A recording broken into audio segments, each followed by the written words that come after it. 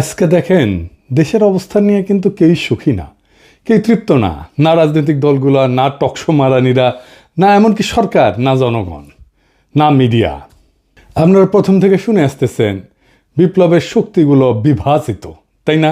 News হয়েছে দেশে শুরু হয়েছে বিভাজন। বিভাজন নিয়ে আমি একটা এপিসোড করছি যে বিভাজনের জন্য কে মূলত দায়ী। তারপরেও আরও কিছু আলাপ আছে, প্রাসঙ্গিক আলাপ, সে আলাপগুলো আজকে করব আর কি।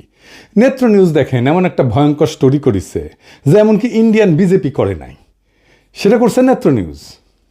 লিখছে অগণতান্ত্রিক, অহংকারী, মানবাধিকার বিরোধী, ক্ষমতায় 1 বছর কাটতে না কাটতেই মোহাম্মদ ইউনূসের যত্নে গড়া ভাবমূর্তি ভেঙে দিয়ে আসল চেহারা প্রকাশ পেয়ে গেছে।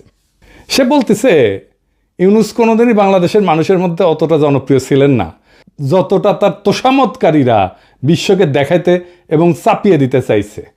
এই সত্য স্বীকার করার মতো বিনয় তার নাই। চিন্তা করেন কি ভাষা ব্যবহার করছে।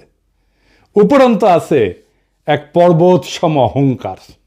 ভাঙা সংবিধানকে পাশ কাটায় সরকার চালাইতে যায় তিনি আমলাতন্ত্র এবং বিচার ব্যবস্থা তুলে দিছেন ক্ষুদ্র স্বার্থান্বেষী গোষ্ঠীর হাতে। আইন শৃঙ্খলা বাহিনীকে দিছেন সেনাবাহিনীর নিয়ন্ত্রণে, আর রাজনৈতিক আদর্শ তুলে দিছেন ধর্মীয় কট্টর ডানপন্থীদের হাতে। এইবার বুঝে দেখেন নেত্র নিউজ কোনটি থেকে টাকা পায়, বুঝছেন? এটাও খুঁজে বের করবো। হুই এখন ইন্ডিয়া থেকে টাকা পাচ্ছে। যাই হোক, আর বেশি আগাই না, কারণ ওক নিয়ে তো আর একটা এপিসোড করিচ্ছি, তাই না? হ্যাঁ, কিন্তু এটা গুরুত্বপূর্ণ যে নেত্র নিউজ এইরকম একটা নিউজ করেছে। প্রফেসর ইউনূসের মতো পর্বত সম জনপ্রিয়তা নিয়ে ক্ষমতা নেওয়ার ঘটনা বিরল, কিন্তু কেন এই ঘটনাটা ঘটলো এটা আজকে প্রফেসর ইউনূসের নিজেরও জানা দরকার। কারণ উনি যেহেতু দেখেন আমার ভিডিও, উনি বুঝবেন আমি প্রথম থেকে ওনাকে সতর্ক করে দিয়ে গেছি, ওনাকে সাজেস্ট করছি কি করতে হবে। আমি নিজের টাইম দিয়ে ঘরের খেয়ে বনের মোস্তারায় দিতে চাইছি, ওনাদের দরকার পড়েনি। ওনারা বাংলাদেশের সেরা মেধা মাথাগুলোকে, মালগুলোকে এক জায়গায় করেছেন, আর আমরা তো আমাদের দরকার পড়বে কেন? তাই আমাদের কথা শোনার দরকার নাই ওনার। তবে এটা আজকে আমাকে পরিষ্কারভাবে বুঝাই দিতে হবে যে এই স্বপ্নভঙ্গ কেন হইল, প্রফেসর ইউনূসের ভুলগুলোর মধ্যে একটা প্রধানতম ভুল কি ছিল। তাইলে আমরা বুঝবো যে কি ভুল আমরা করছি আর ভবিষ্যতে কোন ভুলটা আমাদের পরিহার করতে হবে। প্রথম ভুল কি? প্রথম ভুল বিপ্লবকে বিপ্লব বলে স্বীকার না করা। ডাক্তার জাহেদ তো ভিডিও বানায় বলছে ঘাড়ে ধরে অভ্যুত্থানকে বিপ্লব বলতে হবে। না, এগুলো আসলে কোনোটাই বিপ্লব না, কোনোটাই বিপ্লব না।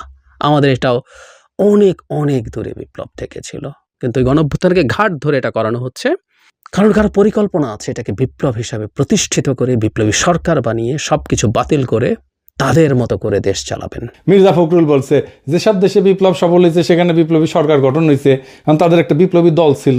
রাশিয়া, চীন, কম্বোডিয়া, কিউবা সবখানে এই চিত্র পাবেন। এমনকি ইরানেও ইসলাম বিপ্লব হয়েছে, সেখানেও একটা দল ছিল। কাজেই আমার কথা হচ্ছে যারা বিপ্লবের কথা বলতেছেন তাদের উচিত সরকারে না থেকে একটা বিপ্লবী দল গঠন করা। এনে বিপ্লবী দল কোথায়? বিপ্লবী দলই তো নাই। মির্জা ফখরুলের মাথায় কমিউনিস্ট ট্রেনিং আছে তো 19 শতকের, আজকের না। মানে বিপ্লব করার জন্য একটা বিপ্লবী তত্ত্ব লাগবে, একটা কার্ল মার্কস লাগবে, তার আবার দাড়ি থাকা লাগবে। দাদা সিরাজুল সেজন্য দাড়ি রেখেছিল। লেনিন লাগবি, তার আবার টাক মাথা লাগবি, একটা বলশেভিক পার্টি লাগবি। আমি আগেও বলছি, আবারও বলি, কেন 2024-এর রাজনৈতিক পরিবর্তন অভ্যুত্থান না বিপ্লব? এইটা সাহেব ডান পেশার বাম পাশে লিখবেন বিপ্লব আর অভ্যুত্থান। 1 নাম্বার, রাজনৈতিক বিজ্ঞানে বিপ্লব বলতে বোঝায় যে বৃহৎ জনগোষ্ঠীর অংশগ্রহণ। 2 নাম্বার, রাষ্ট্রের রাজনৈতিক সামাজিক কাঠামোর মৌলিক পরিবর্তনের চেষ্টা, পরিবর্তন না, কিন্তু আমি বলছি চেষ্টা। 3 নাম্বার, দীর্ঘ সময় ধরে চাপ সঞ্চয় এবং বিস্ফোরণ। 4 নাম্বার, পরিবর্তনের জন্য আভ্যন্তরীণ বৈধতা বা পপুলার লেজিটিমেসি। এবার অভ্যুত্থান কি, এইটা সে আরেক পাশে লেখেন। পাশাপাশি এবার আমরা বুঝে দেখব। অল্প সংখ্যক এলিট, সাধারণত সেনা বা ক্ষমতাধর প্রশাসনিক গোষ্ঠী, এরাই অভ্যুত্থান করে, হঠাৎ করে ক্ষমতা দখল করে জনগণের বৃহৎ অংশের সক্রিয় অংশগ্রহণ ছাড়াই। এরা সাধারণত রাষ্ট্রের কাঠামো অপরিবর্তিত রেখা শুধু নেতৃত্ব বদলায়। তার মানে এরা সামরিক অভ্যুত্থান, মানে ডাক্তার জাহেদ চাইছিল কোনো কিছু বদলাবে না, আগের মতোই থাকবে, শুধু সরকারটা চেঞ্জ হবে, কে শাসন করবে এটা চেঞ্জ হবে। তাহলে আপনারাই বলেন 2024 কি বিপ্লব ছিল না অভ্যুত্থান ছিল? এটা বিপ্লব ছিল, কোনোভাবেই এটা অভ্যুত্থান না। তাহলে প্রশ্ন হলো এত বড় বড় বিদ্বান প্রাজ্ঞ লোকদের এই বিপ্লবকে চিনতে পারল না কেন, স্বীকার কেন করলো না? কারণ ওদের বুদ্ধি বেশি, আক্কেল কম। আসেন আমরা একটু বুঝে দেখি যে বিপ্লব এখন কেমন করে হয় এই 19 শতকের চিন্তা ছাড়াও। 19 শতকের মতো বিপ্লবী তত্ত্ব, বিপ্লবী দল বা বিপ্লবী নেতা দিয়া, একটা কেন্দ্র দিয়া আজকাল বিপ্লব হয় না। আজ হয় বিপ্লব কেন্দ্রহীন, কেন্দ্র ছাড়া, সেন্টার থাকে না।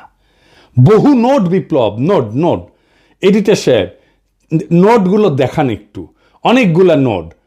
আমরা 2024-এর নোটগুলো দেখি, ধরেন একটা গোল গোল করে দেখাবেন, বিএনপি নোট, জামাত নোট, বৈষম্য বিরোধী ছাত্র আন্দোলন নোট, ছাত্র শিবির নোট, ছাত্র দল নোট, অন্যান্য রাজনৈতিক দল নোট, প্রবাসী diaspora note, YouTuber note, social media note, remittance যোদ্ধা নোট, রিক্সাওয়ালা নোট, কিশোর গ্যাং নোট, বিশ্ববিদ্যালয় ছাত্র নোট, দোকানদার নোট, ক্ষুদ্র ব্যবসায়ী নোট, শহুরে দরিদ্র লোক নোট, শ্রমিক নোট।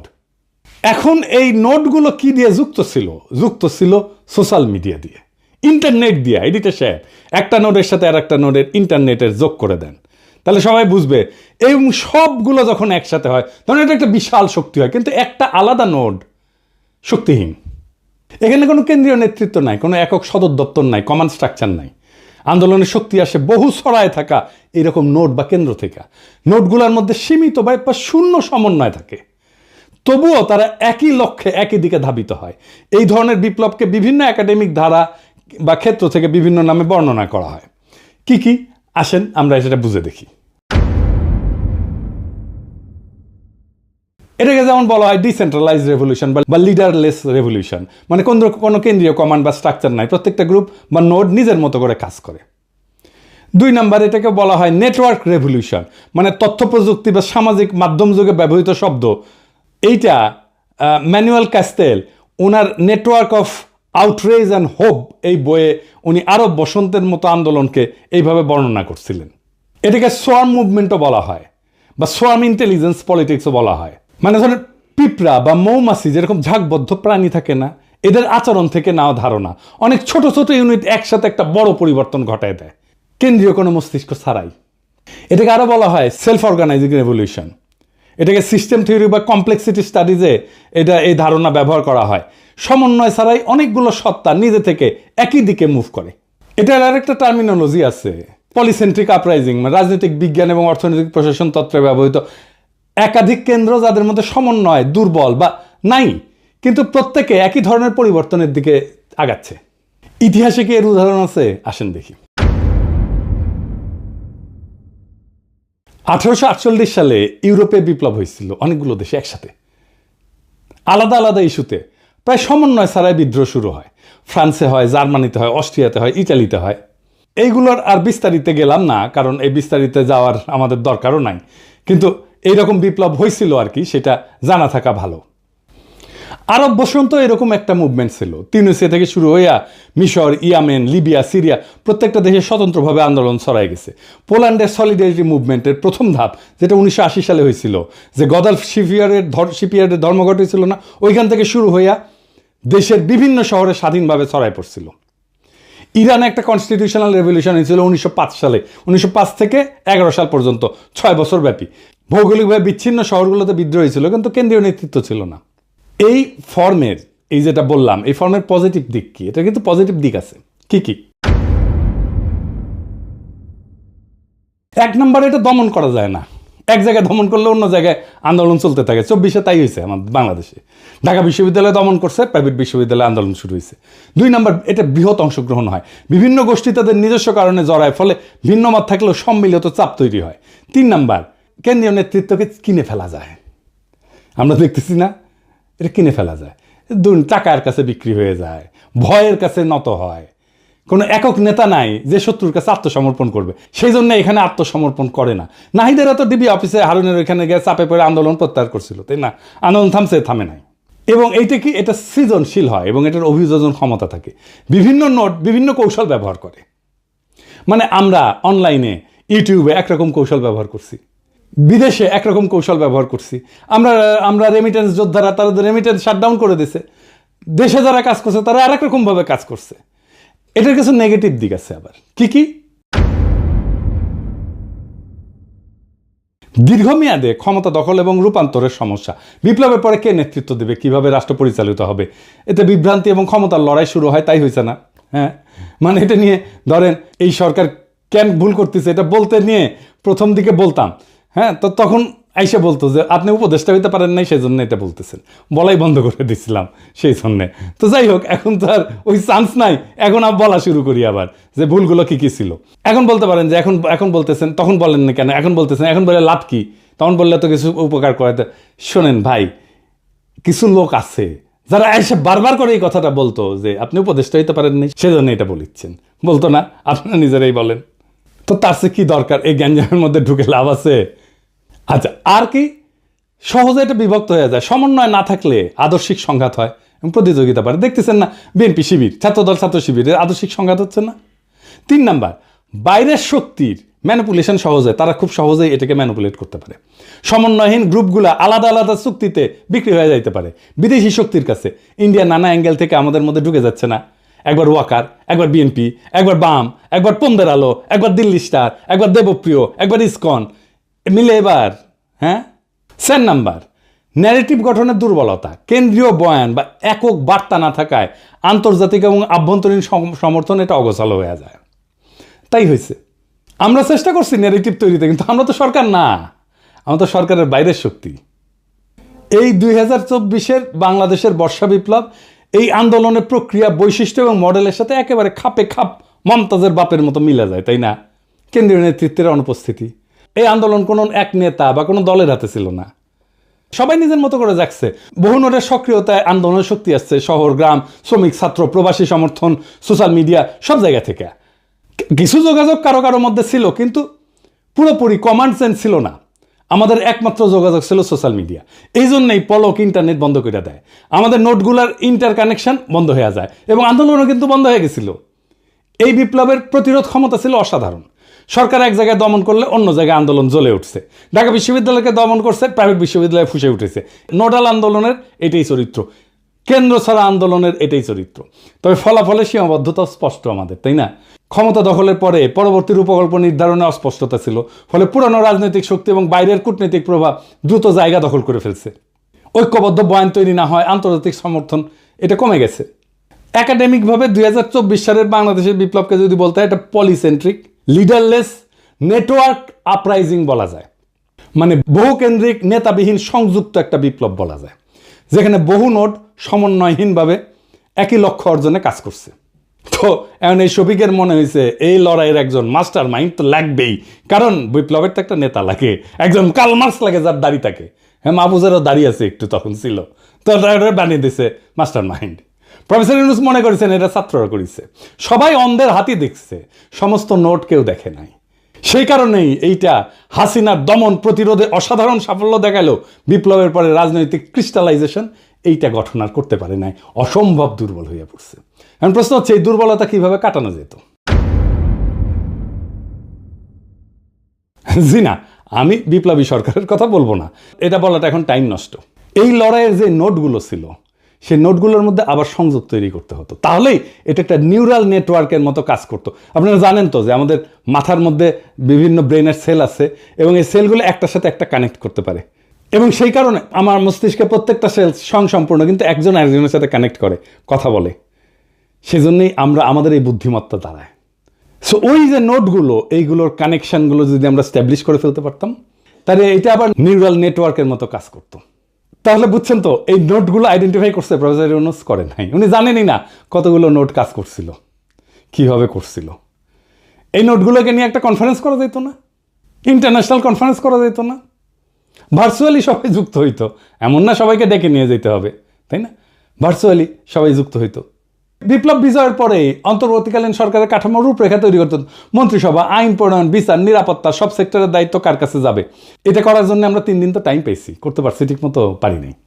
কেন পারি নাই, কার জন্য পারি নাই, সেটা আর কইলাম না, সবাই উপদেষ্টা হইতে গেছে। এবং আমাদের একটা ট্রানজিশনাল চার্টার করতে হইতো, বিপ্লবের মধ্যেই সব নোডের প্রতিনিধিদের নিয়ে একটা সংক্ষিপ্ত ঘোষণাপত্র তৈরি করতে হতো, যেখানে সময়সীমা, নির্বাচন আয়োজন, আইনি নীতির স্পষ্টতা থাকবে, যেটা হইল 1 বছর পরে। গন্ডারের চামড়াও এত মোটা না, কিন্তু এটা করলো কে? রাজনৈতিক দলগুলো। নোটগুলো নাই কিন্তু। দেখছেন, এটা দুর্বলতাটা দেখেন। মানে রাজনৈতিক দলগুলো মনে করতেছে, প্রফেসর ইউনূস মনে করতেছে ওরাই দেশের মালিক, ওরা যা করবে তাই। বিপ্লব ওরা একাই করেছে, ওদের এতই হেডম। আমরা কেউ না, আমরা সব জুলাই ঘোষণাপত্র হইল, আপনার আমার কোনো পার্টিসিপেশন আছে? নাই। কি আশ্চর্য কথা। আর কি করা যাইতে পারত? জয়েন্ট কাউন্সিল অফ নোডস, প্রত্যেকটা প্রধান নোডের প্রতিনিধিদের নিয়ে একটা অন্তর্বর্তী সমন্বয় পরিষদ, যা ক্ষমতা গ্রহণের সাথে সাথে কাজ শুরু করতে পারত। ভার্চুয়ালিও করা যেত, তাদেরকে উপদেষ্টা বানাইতে হইতো না, পয়সাও দিতে হইতো না। প্রফেসর ইউনূস জানেই না কতগুলো নোট কাজ করছে। উনি হয়েছেন 1972-এর মুজিব। কেমনে মুক্তিযুদ্ধ হয়েছে যেমন মুজিব জানতো না, তারপরে মুক্তিযুদ্ধোত্তর দেশ চালাইতে গেছে। প্রফেসর ইউনূসও একই জিনিস, কেমনে বিপ্লবটা হয়েছে এটা উনি জানেন না, বুঝেনও না, তা কিন্তু দেশ চালাইতে গেছেন। এরকম মাল্টিপল নোট থাকলে, এটা সমন্বয়হীন নোট থাকলে বিজয়ের পর নিজেদের মধ্যে দ্বন্দ্বে জড়ায় পড়ে, একটা নোটের সাথে আর একটা নোট। সেটা হয়েছে তো। এবং এটার জন্য একটা কনফ্লিক্ট ম্যানেজমেন্ট, একটা ফ্রেমওয়ার্ক লাগে। এই নোটগুলো কিভাবে কনফ্লিক্ট ম্যানেজমেন্ট করতে হবে, সরকারের তরফ থেকে এটা বিরোধ মেটানোর জন্য পদ্ধতি ঠিক করা, মধ্যস্থতাকারী ঠিক করা, নেগোসিয়েটর ঠিক করা, কিভাবে সমাধানটা হবে সেটা ঠিক করা। আর কি, একটা কমন মিনিমাম প্রোগ্রামের ভিত্তিতে নোটগুলোর ঐক্য। সব নোট যে লক্ষ্যগুলোতে একমত, যেমন ফ্যাসিস্ট সরকারের পতন, মুক্ত নির্বাচন, মানবাধিকার পুনঃপ্রতিষ্ঠা, আওয়ামী লীগের বিচার, সকল দুর্নীতির বিচার, এইগুলা ন্যূনতম অভিন্ন এজেন্ডা হিসেবে ধরে রাখা। প্রফেসর ইউনূসের সরকার কিছু করছে, এগুলো করে নাই। উপদেষ্টাদের নামে দুর্নীতির অভিযোগ উঠতেছে। প্রফেসর ইউনূসের নামে নেতৃত্ব যেমন স্টোরি ছাপে, এটার দায় প্রফেসর ইউনূসের নিজের। ওনার 1 বছরের মধ্যে টাইম হইল না এই নোটগুলোকে আইডেন্টিফাই করে আবার কানেক্ট করার। আর রাজনৈতিক দলগুলো চলে গেল পিকনিক মুডে।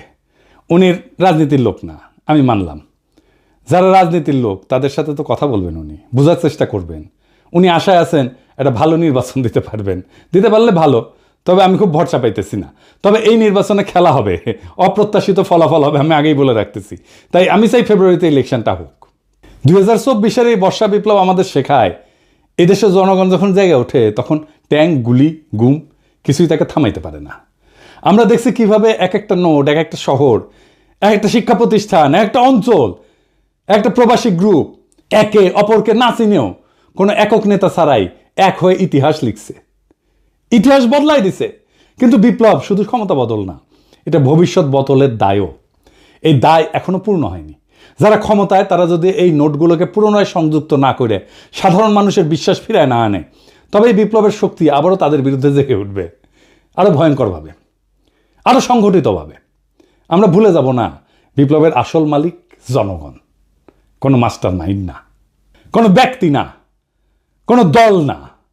আমরা হার মানব না, কারণ আমাদের হাতে এখনো আছে সেই ঐক্যের চাবি, যা একবার এই দেশকে ফ্যাসিবাদ থেকে মুক্ত করছে। ফেব্রুয়ারির নির্বাচন হোক আমাদের দ্বিতীয় ধাপ, যেখানে ভোট হবে শুধু ভোট না, হবে বিপ্লবের ধারাবাহিকতা, যেখানে ব্যালট বাক্স হবে জনগণের নতুন অস্ত্র, যেখানে জয় হবে শুধু এক দলের নয়, বাংলাদেশের। ইতিহাসের গতি থামানো যায় না। যারা থামাতে চাইছে তারা হারায় গেছে, আর যারা শিখছে তারা সংগঠিত হয়েছে, তাদের হাতেই থাকে বিজয়। বিপ্লব চলমান, এই বার্তা জানুক শত্রু, এই বার্তা জানুক মিত্র। ইনকিলাব জিন্দাবাদ।